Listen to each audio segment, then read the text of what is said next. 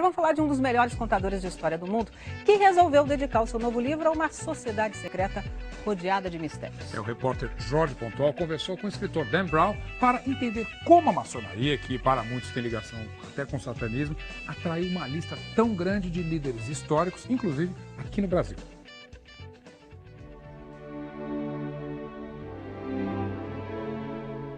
O mistério da maçonaria é o principal ingrediente do novo sucesso do escritor Dan Brown, O Símbolo Perdido.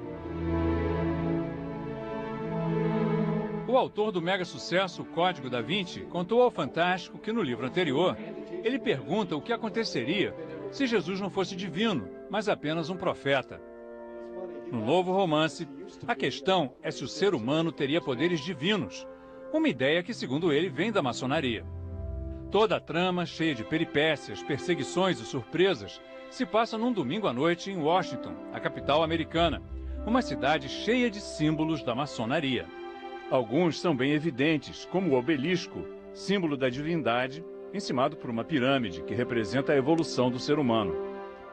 A influência dos maçons se refletiu na criação da Biblioteca do Congresso Americano, hoje a maior do mundo. Um dos momentos mais emocionantes do livro é quando os heróis entram aqui no salão de leitura da Biblioteca do Congresso Americano, descrito como o salão mais bonito do mundo. Eles estão fugindo de uma equipe da SWAT e se escondem entrando por esta porta. A República Americana foi criada por um grupo de maçons, entre eles Benjamin Franklin, John Adams e o primeiro presidente George Washington. Nós fomos a um dos templos da maçonaria na cidade, onde os murais mostram o fundador da nação com o avental de pedreiro dos maçons, lançando a pedra fundamental do Capitólio, o prédio do Congresso Americano. Dan Brown lembra que o símbolo mais sagrado da nação, que está nas notas de dólar, é a pirâmide da maçonaria, encimada por um olho, que simboliza a sabedoria. Segundo o escritor, a pirâmide, incompleta, sem o vértice, é um símbolo de que o ser humano e o país nunca estão prontos, sempre podem se aperfeiçoar.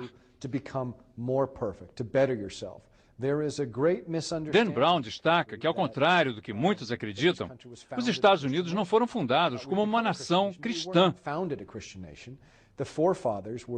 Os fundadores eram maçons que seguiam o deísmo, uma religião universal, que usa os símbolos de todas as crenças e acredita que todos os homens nascem iguais, com o direito à liberdade de culto.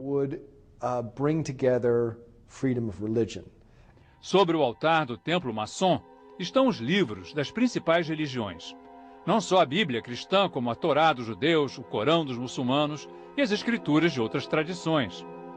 O salão deste templo, na capital americana, é o cenário da cena final do livro de Dan Brown e certamente será recriado com muito mais colorido quando o filme for feito.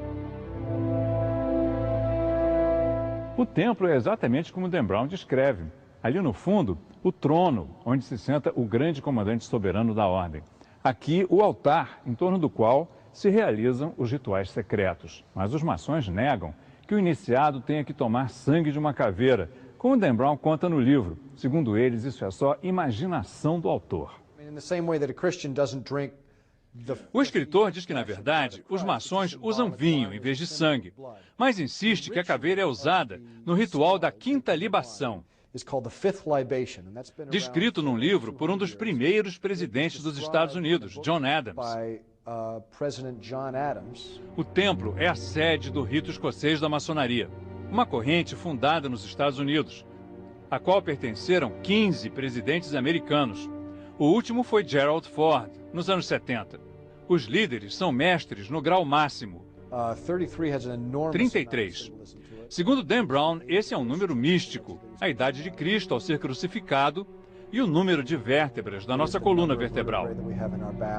Muitos, em especial os fundamentalistas cristãos, atacam a maçonaria como um culto satânico. Mas Dan Brown insiste que os símbolos e rituais da maçonaria não são sinistros nem malignos, pelo contrário. Significam tolerância religiosa e espiritualidade universal. Para Dan Brown, o importante é que as pessoas procurem entender os símbolos e as crenças dos outros e tenham menos preconceitos. Start to eradicate some of that prejudice.